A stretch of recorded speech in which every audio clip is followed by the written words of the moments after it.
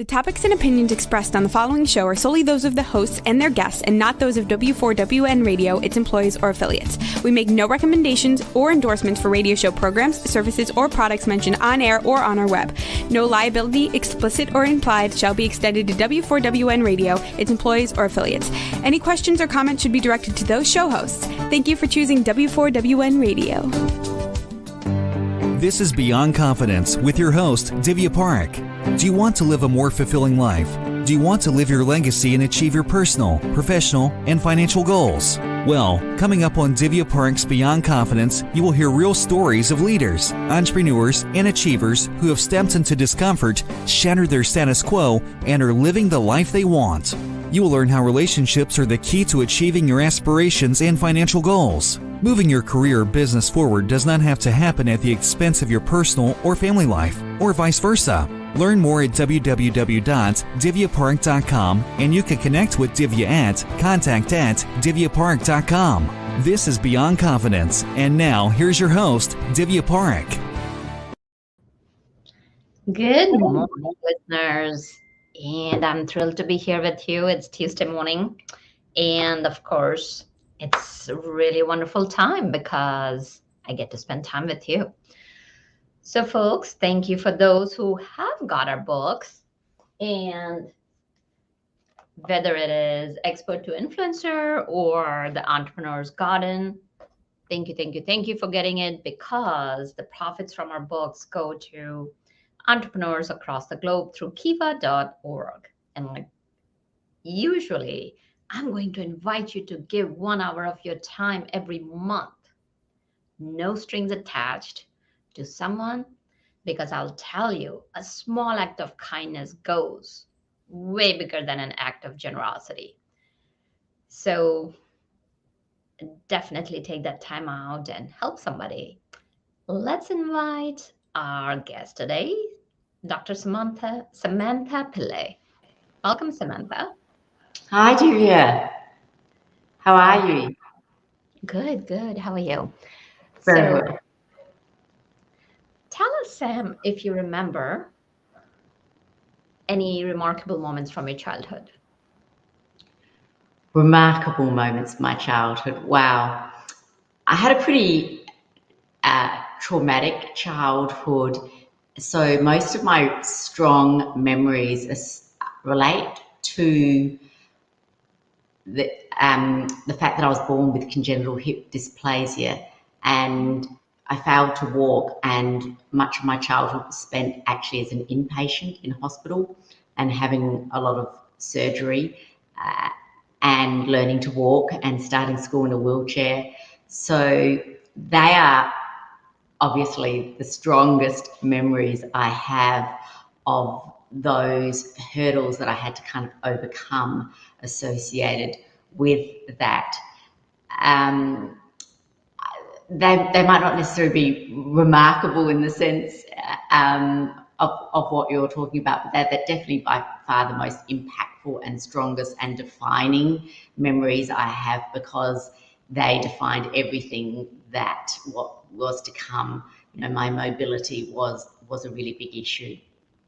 To me, you are a remarkable woman, because think about it, a child who should be running around and playing around to have to deal with that. If that's not remarkable, I don't know what is. So as a child, how did you handle it? I think, you know, being born with that condition meant I didn't know any different. You know, I never knew what it was like to run. I never knew what it was like to, you know, play and keep up with the other kids. When I initially was in school and I was in a wheelchair, I couldn't move. In those days, the wheelchair wasn't the sort of thing that a child could move themselves. So I was totally dependent on other people. I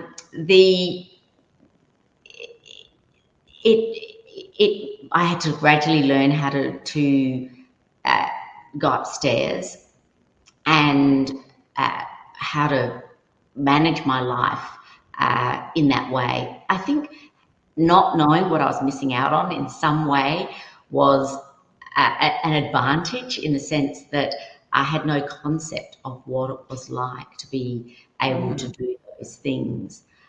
There were a few defining moments when I realised that that was the way things were for me. So there was no wanting or wishing or hoping that things could be any different, and my life was going to be what I made of it. And realising that I had a choice to do everything I could to live the best life that I could, because it was very easy to imagine the worst life that I could live if I didn't work, if I wasn't able to live independently or look after myself, if I didn't push myself. So I think that was the start of me realising, first of all, that if I pushed myself, I could have a better result than if I didn't.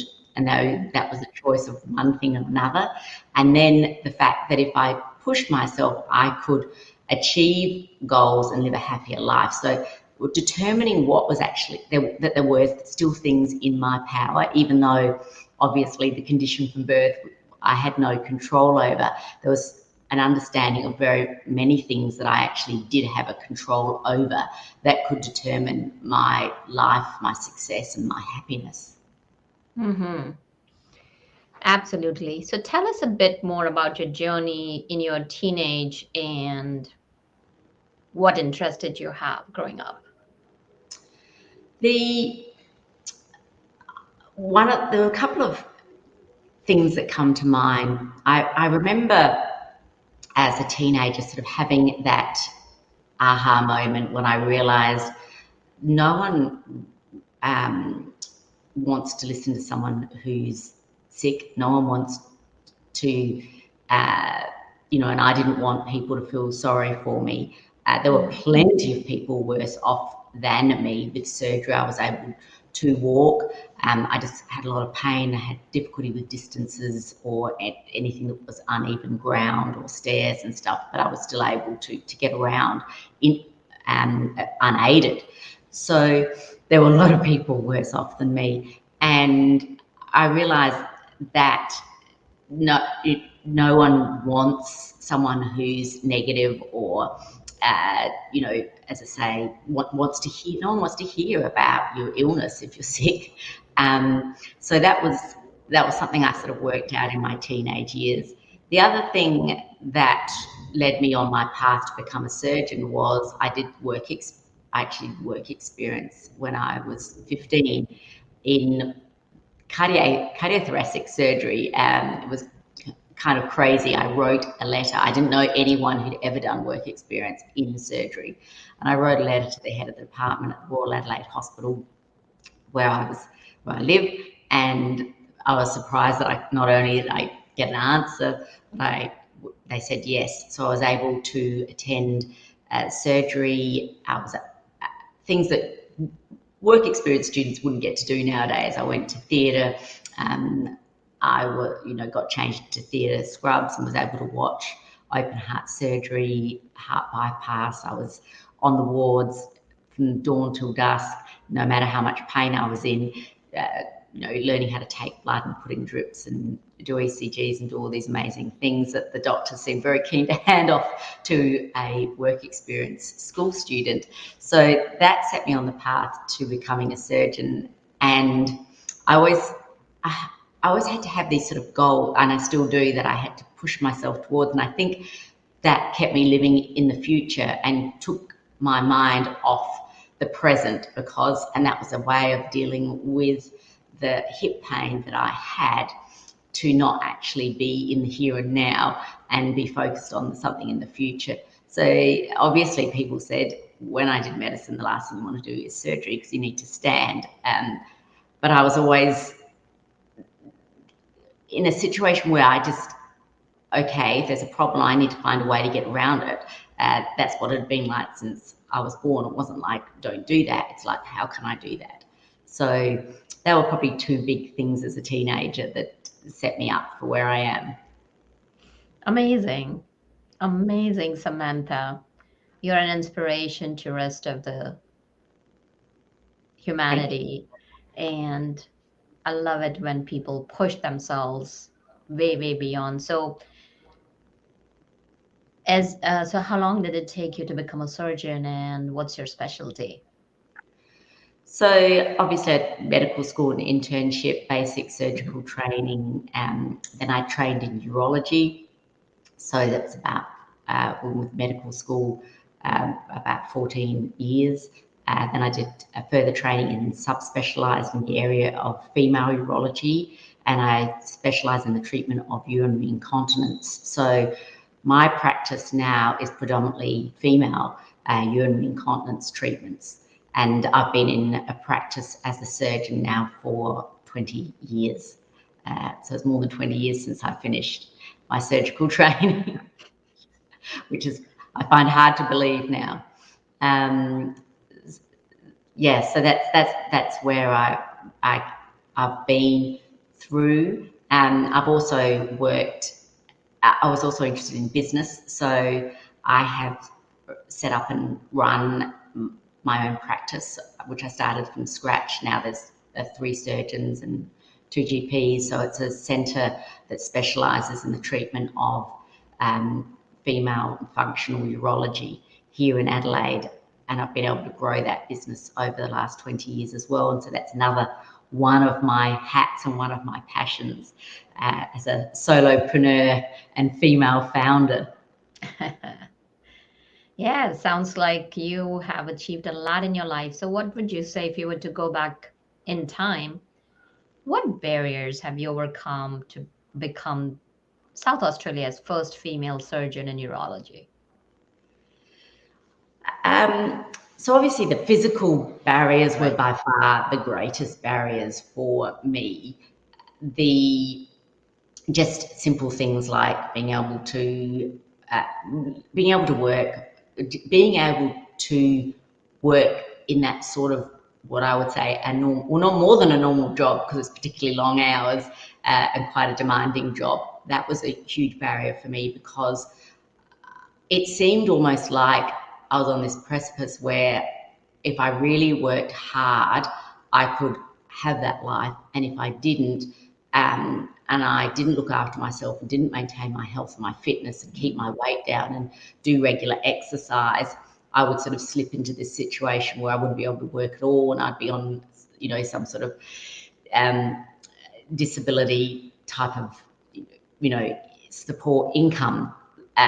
Yet on the other hand, I was able to sort of pull it off and manage to be a surgeon, which was far from a disability support income. And it almost seemed like I really did have to push myself from one extreme to the other. So at times I was training 2 hours a day, whether that was physiotherapy, Pilates, strength work, like I was a full-time athlete, just to be able to front up to work. And it left very little time in the day for anything else. Much of my years with managing the pain, other than going to work, there wasn't much else I could do.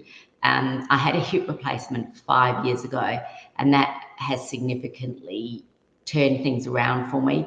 When I was sort of 20, which was more than 30 years ago, that wasn't really an option. Hip replacements have got a lot better over the decades. And by the time I eventually had one, it was at the point where I was going to have to stop work because I could hardly, drive for more than 5 minutes or walk more than a kilometre in a day, or struggle to sort of dress myself or have a shower and wash my hair because I couldn't stand for that long of a time. So that's been my biggest hurdle. I'm fortunate that, again, I've been pushing myself to do what people said I couldn't do, which was actually improve my level of function since hip replacement. So I'm very fortunate in my 50s to be better off than I was in my 40s, 30s, 20s and teens, which is, again, a very amazing experience to now be able to do things I've never been able to do before. The other big barrier was gender barrier. As you said, I was the first female to do urology specialty in South Australia, but female surgeons were few and far between. So by the time I finished, less than 4% of surgeons were female. now fast track, more than 20 years, and we're at 13%. So it is fairly glacial, the movement over the decades. But there were a number of gender biases that I faced, not necessarily conscious bias, plenty of unconscious biases that I faced, through my surgical training. For example, even just the little things like, when I said I wanted to be a surgeon, I didn't get the same response as a female that a male would get. People would be, oh, really? Why? Don't you want children? Which isn't the same response a male colleague would get when they said they wanted to be a surgeon. And how did that make you feel? In the 1980s, I wasn't thinking, oh, this is an unconscious gender bias. That's our society has evolved. At that time, I was very young. I finished school when I was 16. And I would say I learned to qualify my answer. I would say I want to do surgical training. I don't want to have children, because I didn't want children at that stage of my life. I was still a child myself. It's interesting when you're in it, I don't think you really realise. I wasn't sort of out to make a point or make a stand, and really just adapted to my environment. Now I look back, I can see, how society's changed and the ways it shouldn't be.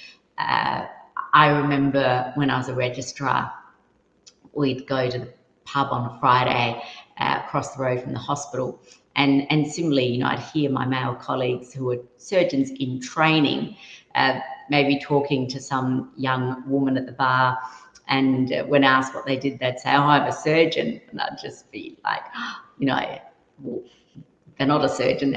They want to be a surgeon. If they pass their exams, they'll be a surgeon. And I'd never think of speaking like that. But in actual fact, as a female, that in the, all those years ago, definitely in Adelaide, wasn't something that would be seen as a positive. It was actually a conversation killer. If I sort of said to some young man that I met that I was training to be a surgeon, and to the point that I actually used to lie when I first met people about what I did. And that just is a reflection of what the times were. Hopefully that wouldn't be the case now, but it does create barriers for women, and an understanding of society's stereotypes and how society defines people, and what their expectations are for men and women. I remember when I'd been a surgeon for 5 years, and when I had my son and I went back to work when he was 6 weeks old, he came into work with me. I was getting him out the back of the car with the baby capsule, when one of the nurses at the hospital came running up, said, you can't park here. These car parks are for the doctors. I've been parking in the same spot as a surgeon for 5 years, and I realise now not only do people see me as a woman, but they also saw me as a mother. So that's one of the reasons I've been so passionate to create role models that have visibility for young women, and to break career gender stereotypes, so that other young girls don't have those sorts of issues that they have to deal with, and they can just pursue whatever their passions are. Absolutely. Times have changed immensely, and we are seeing an influx of women from boardrooms to workforce to entrepreneurship. And that said, there, as you said, something very poignant was that, like, a guy would go ahead and say that I'm a surgeon without even thinking twice, and you lied about it because you were not sure how it would be taken by a young man. So many times what happens is that women tend to underplay who they are. And can you share what's the reason behind it and how they can just be themselves without being a braggart? Well, I mean, there's lots of different circumstances. In that particular circumstance, I found that it was at that age really would result in someone who didn't really know what to expect. It didn't fit what they would define a woman should be, and it possibly created a situation where they felt insecure or uncertain because they felt maybe that was something that was more important or prestigious or whatever than what they themselves did, and that created an imbalance of power or imbalance of what society expected as the role for a man and for a woman. So women are underplaying their, it does highlight, I think, what's talked about a lot in the business world of male confidence over their ability and qualification, and on the flip side, women's lack of confidence or ability to promote who they are, what they do, or ability to perform. Saying that, despite that was really a gender situation. When it comes to my professional abilities as far as a surgeon, so that not in a relationship situation, but as far as my abilities for a surgeon, I haven't felt that, I've had to downplay my surgical skills or my business skills or anything like that. It does have a lot to do with society's expectations. So career gender stereotypes is something that I am quite passionate about. That there's been a lot of work that shows that, these start to form at the age of 3 years of age. We expect teenagers to start to look at what they want to do for their careers in, high school. In the latter years. By then, stereotypes for career genders have already formed, and society also projects onto children what they think a girl should be, what they think a boy should be, in many different ways regarding their gender. So that's what led me to write a series of children's picture books to try and change the stereotypes around different careers for young girls. Yeah, no, definitely. And what are your books about?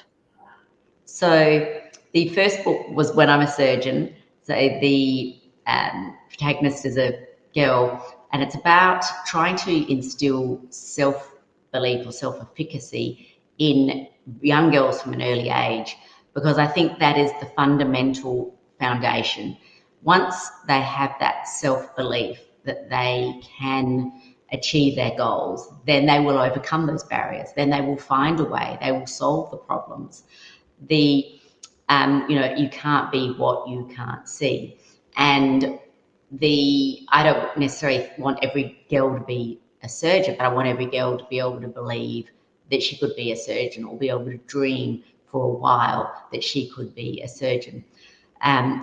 That was where it started, and then it's evolved into a book series. So the second book was When I'm an Entrepreneur, and talks about the key qualities relating to entrepreneurship. And When I Was a Surgeon was also covering the roles that a surgeon can have, especially from my own journey, beyond what the tradition is of just the operating theatre. I've been able to teach, there's surgeons that are involved in scientific discoveries, that they might be involved in leadership. There's many roles that we can have with our career. Right now, I'm in the process of working on book 3, which is when I'm an astronaut. And the idea is that it gives girls an opportunity to dream about being in what may be a male-dominated career. Mm-hmm. Very powerful. So, Samantha, could you share with us? You did mention you have a son, and how is your relationship with your kids? So I've got one son, he's 14. I'm a single mum, which has, again, had its other challenges on top of everything else. Um, we have a very, very close relationship. I have really worked hard to manage my work life as a business owner and surgeon to like I think a lot of entrepreneurs, I think entrepreneurship does have some flexibility that makes women particularly appealing, I think, to women in the ability of any role where you work for yourself and you can call your own hours and you can work from home has definite advantages for when you're trying to juggle parenting. And so that has allowed me some flexibility to be able to have heavier clinical loads, say during the school term, and with more administrative load working from home during school holidays. And we've had a very close relationship. And one of the other areas that I write about and is how I think this idea of the workplace being one thing and then family life being separate, which was traditionally a way of work that was developed in a male dominant way of this separation of work and family life. Now that then left to this constant push-pull of work-life balance of, more time for work success, more time for family success. Whereas the ability to integrate work and family life and find ways that through your work that you can spend more time with your kids. So that might have been, my son can text and type faster than I can. He can look things up on the internet. He can take notes. He can run tech equipment. He's listened to so many and been to so many presentations over the years that he's a very good public speaker. So there's so many opportunities that he's got through my work, through networking, people he's had opportunities to meet, that my career has given him those opportunities. And without my career, he wouldn't have had any of those opportunities. And combining that work and his ability to help in work has given him skills, but also allowed my work to be a way for us to have time together. And I don't think people look at their work as a way to spend quality time with their kids, or don't look at it enough. That's powerful, looking at it from another perspective, that because you may be a working mom doesn't mean you cannot have that beautiful relationship with your children, because you are presenting them with opportunities that they would not otherwise have. So that's a very powerful way to take a look at it. And I know you have got some hacks around success and happiness. Why don't you share those with us? Yes, I think there's been a few things that I have come to realize over the years, again, where I have been able to control or make a difference. I think it's very easy in life to sort of not realize the power that I didn't realize the power I had to create the life that I wanted. And I think it comes back to that, realizing there are those things that you can't change, but then when you think about the things that you can change, I was like, well, why would I not change the things that I can change? Because I'm stuck with the things that I can't change. So when it comes to health, I mean, that's another area that I've written about. So I write articles on my website relating to health and all the other things that we've talked about. The 80% of chronic disease is preventable, and as a surgeon, I see people who have significant chronic disease risk factors that can impact on their quality of life. I think COVID's reset people's priorities for health. It's also brought home what those chronic disease risk factors are and what the difference it can make in people's outcome just from the same condition. So with that, one of the things that I became conscious of was looking after my health from the point of view of exercise and diet. Now, and especially because of my limited mobility, I had to be really careful with my weight. I couldn't carry a 1 kilo handbag because the pain was so bad that just even 1 kilo was too much. It increased the pain too much before I had my hip replacement, just in the lead up to that when it was at its worst. So managing and then trying to manage my weight when I couldn't exercise, I probably then was more successful and more motivated to manage my weight than if I hadn't had a problem. And that led to being passionate about healthy eating. I wrote the No Recipe Cookbook, which was another thing that I wanted to motivate those people who didn't cook. I wrote a cookbook for people who didn't cook to try and be able to have basic home cooking that was nutritious and not reliant on high calorie, high salt, high fat, processed foods where they were either eating out at restaurants or convenience foods or meal deliveries, takeout, etc. So the one of those, I think, your health, when you're talking about the keys to success or happiness, health is by far the number one thing, and that's what I see taken away from people through my work as a surgeon.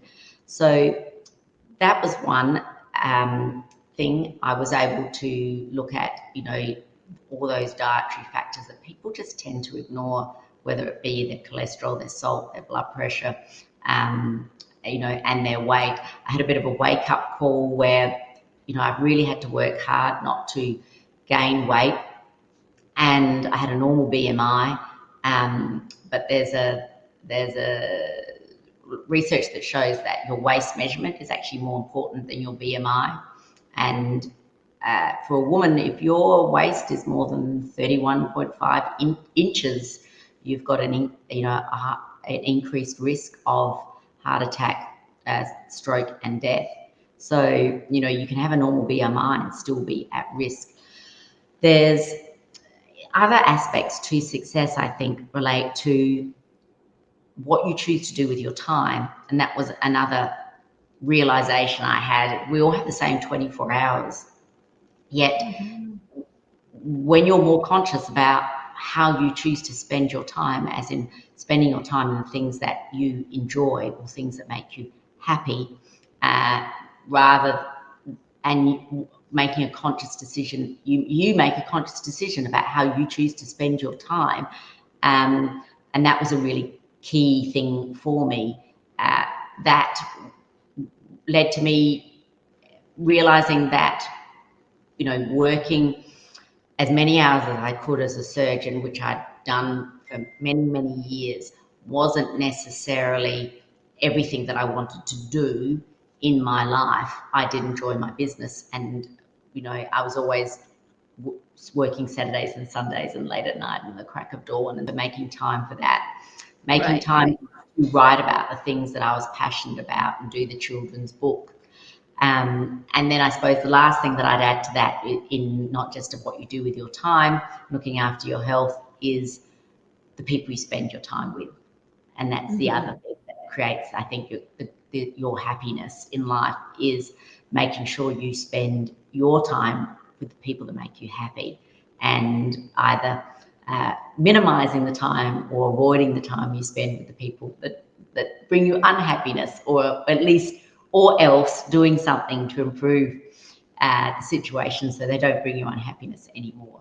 But that's another key, I think, to your happiness. Mm-hmm.